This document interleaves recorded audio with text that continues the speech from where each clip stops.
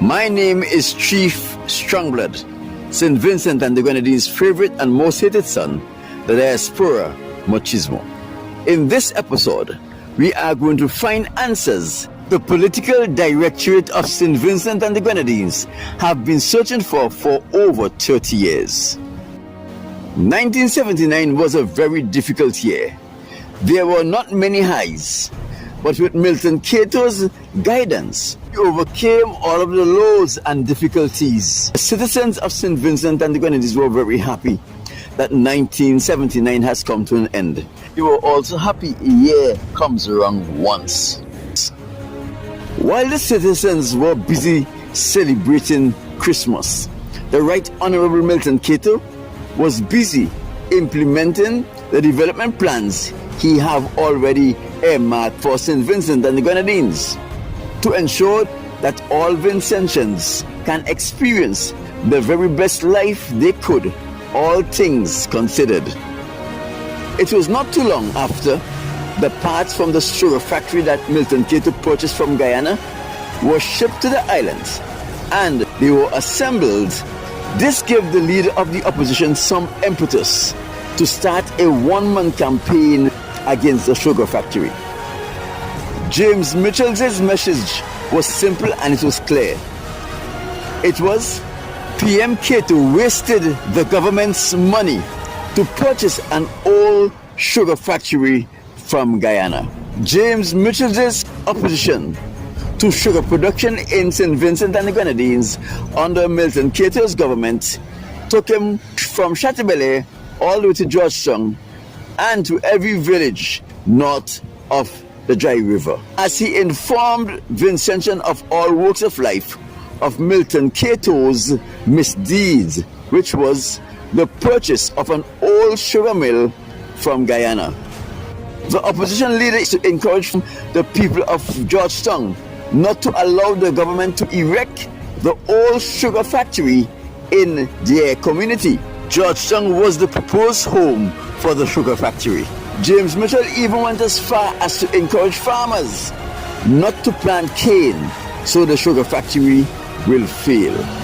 This was taking it too far, as a man who aspired to be the leader of St. Vincent and the Grenadines was now encouraging the citizens to sabotage a government project by not participating in planting canes to ensure the project is successful.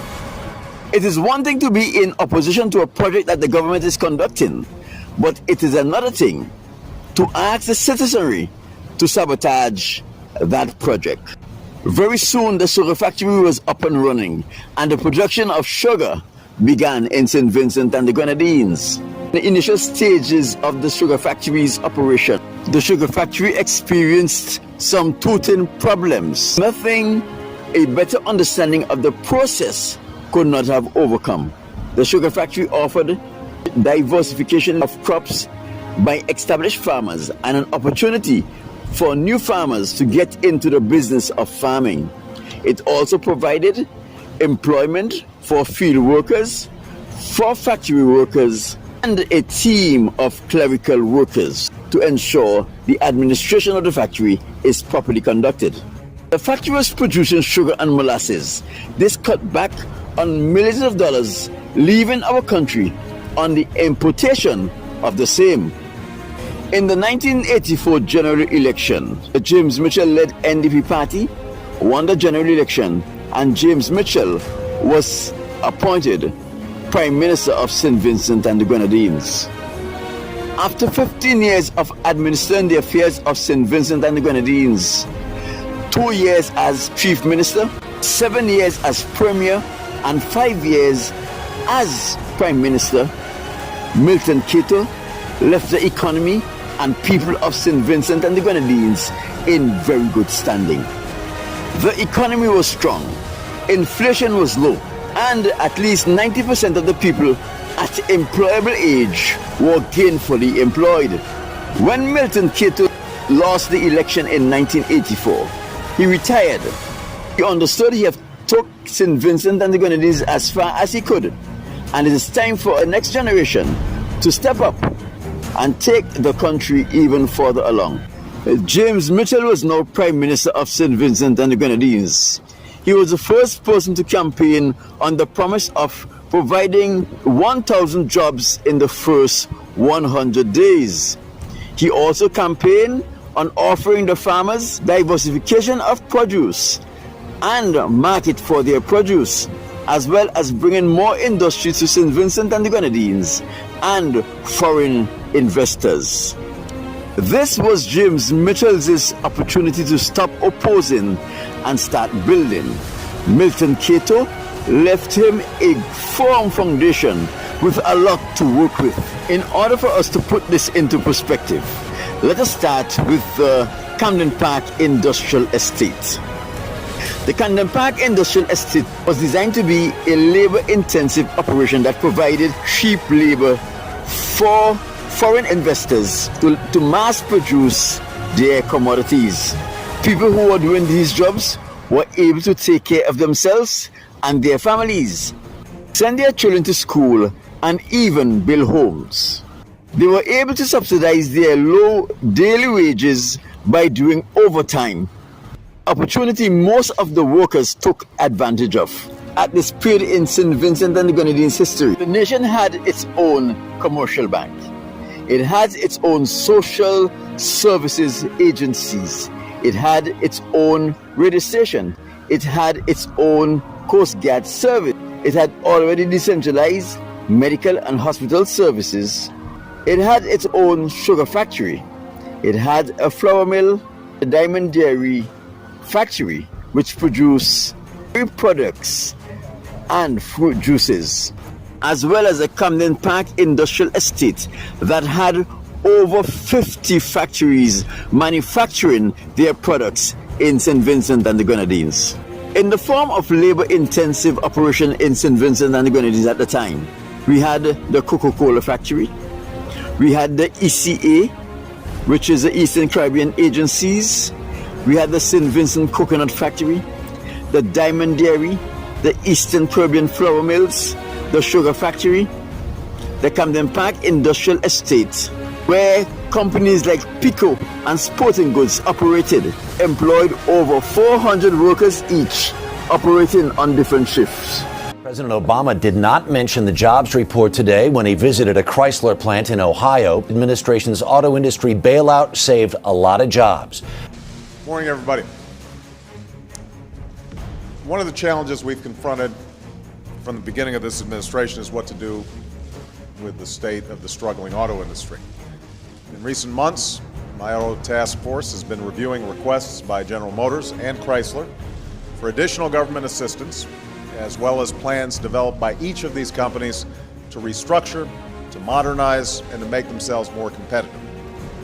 We cannot and must not, and we will not, let our auto industry simply vanish. It's a pillar of our economy that has held up the dreams of millions of our people. These companies and this industry must ultimately stand on their own, not as wards of the state. That's why the federal government provided General Motors and Chrysler with emergency loans to prevent their sudden collapse at the end of last year.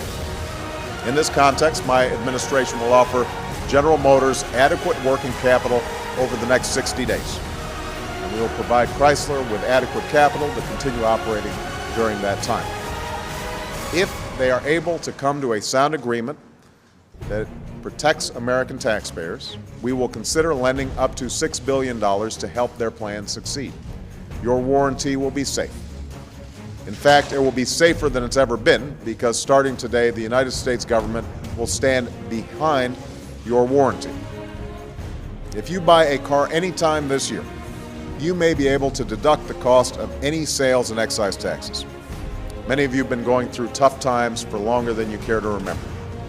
And I won't pretend that the tough times are over. I can't promise you there isn't more difficulty to come. But what I can promise you is this: I will fight for you. I wake up every single day asking myself, what can I do to give you and working people all across this country a fair shot at the American dream? 35 years before Barack Obama became president, this was Milton Cato's perspective on how government should run. Notwithstanding, the coconut oil factory employed over 120 factory workers, clerical staff, and indirectly employed thousands of Vincentians who produced copra to supply the coconut oil factory. It was their sole means of survival. When James Mitchell took away the subsidy, which was a tax break and an exemption of import and export duties, the company had to go out of business because it was no longer viable to operate under the conditions. Before James Mitchell produced his first job, he put at least 150 full-time workers at the coconut oil factory out of employment, and hundreds of Vincentians who produced copra for the coconut oil factory lost their only source of income and the ability to take care of their families. James Mitchell's next order of the day was to close the Diamond Dairy factory. Diamond Dairy, which was a fairly new company, he claimed that the Diamond Dairy was not profitable. We all know that any new startup company will not be profitable for the first several years of operation until they establish a good market and get their operation fully running. The Diamond Dairy company was no exception. James Mitchell did not try to restructure the company to ensure it become profitable. He chose to close it, putting another 115 workers out of employment. James Mitchell's next order of business was to close the sugar factory. He declared he did not want this old sugar factory operated in St. Vincent and the Grenadines. It mattered not to him how many people were employed or how many new business has started around the establishment of the sugar factory. In doing so, James Mitchell put at least 120 full-time workers out of operation, took away the seasonal jobs of field workers from those people, and he also caused the new farming business to go out of operation. And one of his campaign promises, the diversification of crops, he took that away from established farmers. James Mitchell accused Milton Cato of wasting St. Vincent and the Grenadines' money to purchase an old sugar mill from Guyana.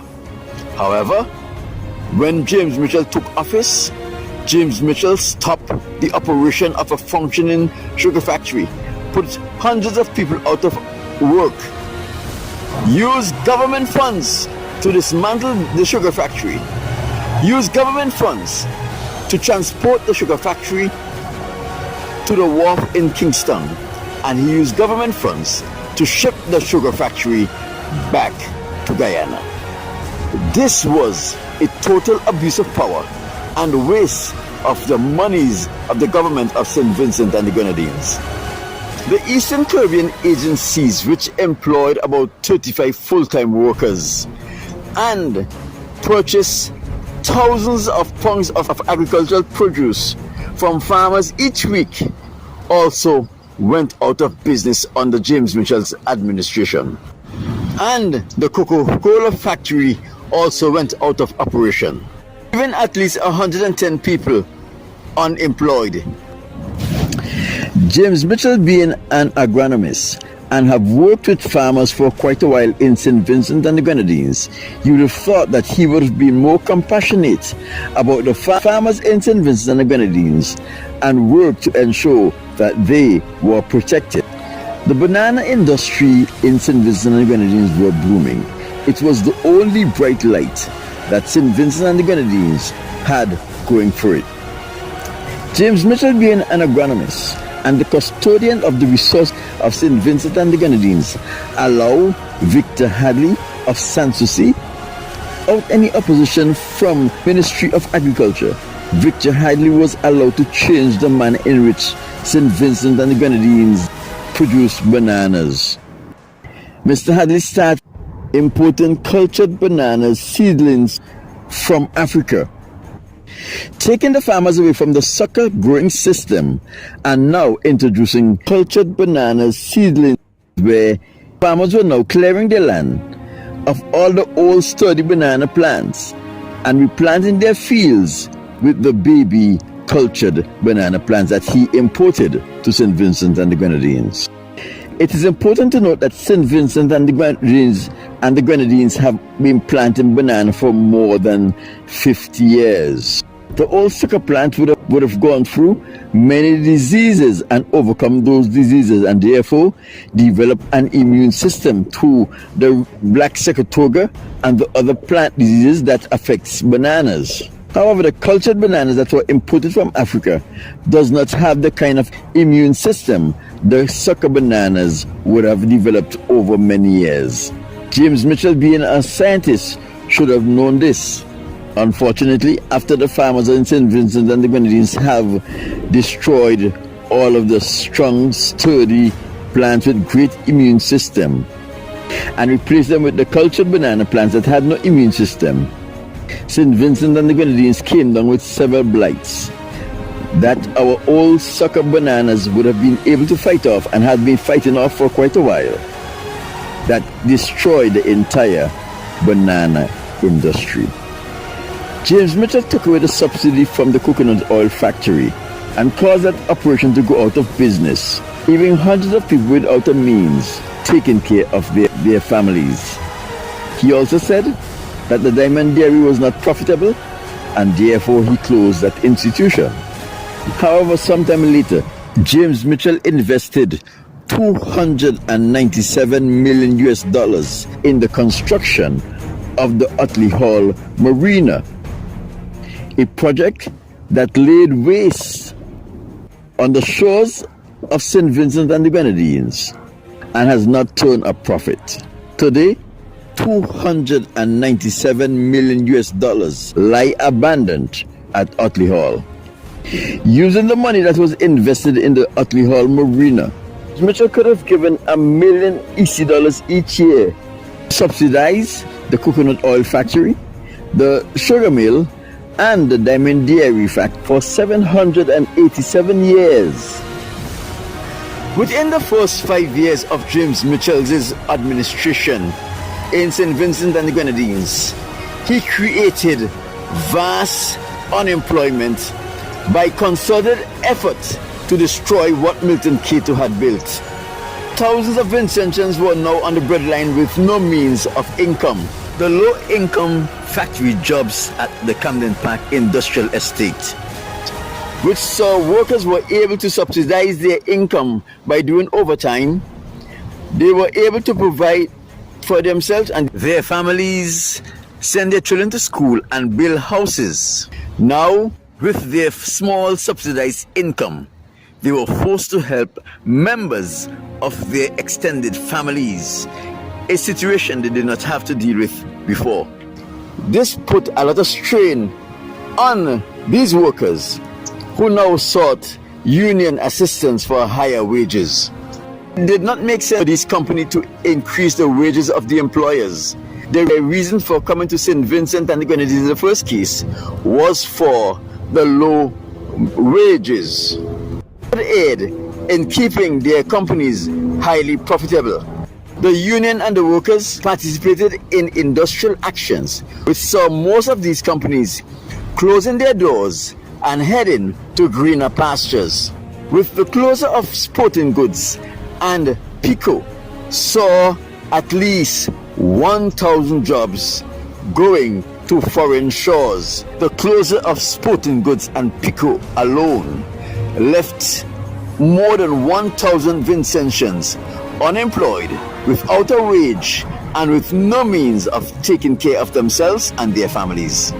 Sporting Goods and Pico were not the only companies to leave the shores of St. Vincent and the Grenadines under the industrial actions. Most of the companies that operated at the Camden Park Industrial Estate pack up, left St. Vincent, and find another country that offered them the same deal Milton Cato would have offered them. This current situation created a new dynamics in St. Vincent and the Grenadines. For the purchase of agricultural products from the farmers, there were three main purchasers. That was the Eastern Caribbean Agencies, which was run by the De Freitas brothers, that shipped those products to Canada. There were the traffickers that shipped their products to Trinidad and the traffickers that shipped their products to Barbados. Farmers were assured that they would be purchased by one of these entities. However, with the closure of the Caribbean agencies, when one considered the important role that the Eastern Caribbean agencies was playing in the life of Vincentians, the amount of foreign exchange they were bringing to our country, and their role in ensuring that our GDP remains strong, who would have thought James Mitchell would have helped the Eastern Caribbean agencies restructure or use their same framework to aid in the export of agricultural products to Canada. Traffickers took this opportunity to take advantage of the large amount of product and the little demand for the farmers' product, to taking the farmers' product on a credit basis, and very often the traffickers refuse to pay the farmers. James Mitchell created the environment where traffickers became dishonest and start robbing the farmers, and therefore he should be remembered as the father of the dishonest traffickers. As a result of the thousands of jobs that was lost under James Mitchell's administration, Vincentians became very insecure. Those who were renting were unable to pay their rent. Those who had the responsibilities to send their children to school and to take care of their family needs could not afford to do that either. To ensure that the families did not become homeless, we had mass squatting in St. Vincent and the Grenadines. The two primary areas of this squatting were the Diamond Estate and the Utley Hall area. James Mitchell can be considered the father of mass squatting. Those people who were unemployed but yet had the responsibility of taking care of their families had to find something to do. We saw the evolution of the street vendors, which eventually get so out of control that the main city, Kingston, became a slum with all the old structures that was erected to facilitate the vending of the unemployed people who were only trying to make a living to take care of their families. James Mitchell can also be considered the father of street vending in St. Vincent and the Grenadines. To put this into perspective, at this era of St. Vincent and the Grenadines history, there were two main street vendors in Kingston, Dai and Miss Vero. These two ladies carried out their little enterprise under the Building and Loan Association's building, sold their products in trade, which is the common means of vending. They had an assortment of locally made products, from coconut sugar cake, groundnut sugar cake, tamarind balls, tamarind syrup, etc., etc., etc. At the Methodist School in Kingston, there were two vendors that showed up there at the recess time, at lunchtime, and 3 o'clock when the school were out. And at the Kingston Prep School, there were two vendors, Miss Clarice and Miss Frida. After James Mitchell took the reins of government, the vending in St. Vincent got quite out of control because of the mass unemployment he created.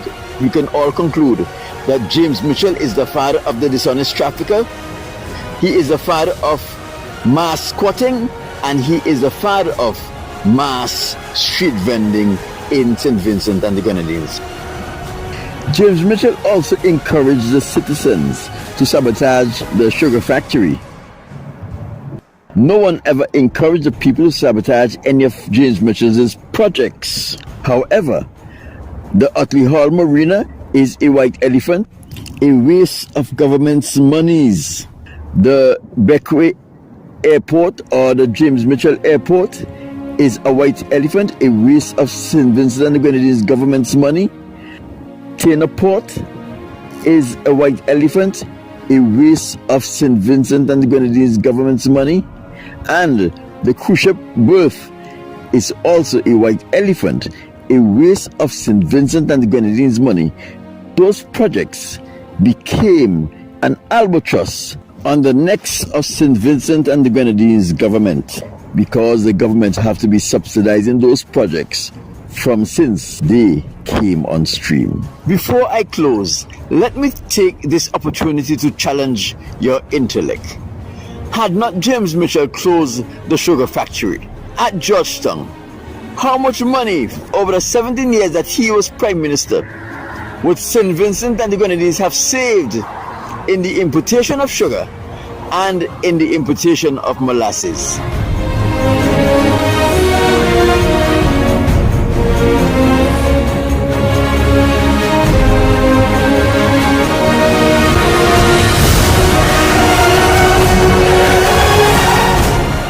How much money the St. Vincent Distillery, a government-owned distillers at the time, would have saved in the shipment of molasses from Guyana and Barbados to St. Vincent and the transportation of that molasses from Kingston, St. Vincent to Georgetown in St. Vincent, some 35 miles away.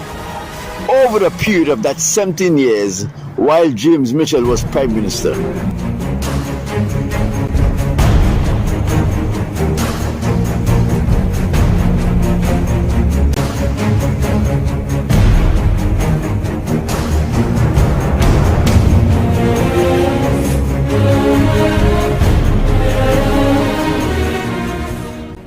How was it possible after James Mitchell would have caused the coconut oil factory to go out of business, closed down the sugar factory, closed down the diamond dairy, saw the dismantlement of the Camden Park Industrial Estate, saw the Eastern Caribbean agencies go out of business, the Coca-Cola factory go out of business, and putting thousands of Vincentians out of work?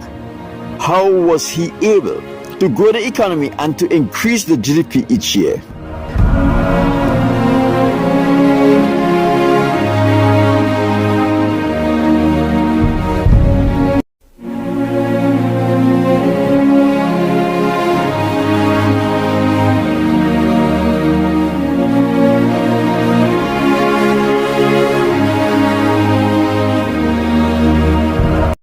I have a sneaking suspicion that James Mitchell was instrumental in doctoring the books, lying to the Vincentian public and to the IMF, and said that he experienced growth in the economy while there were massive decline. It is totally impossible for anyone to grow an economy under such conditions.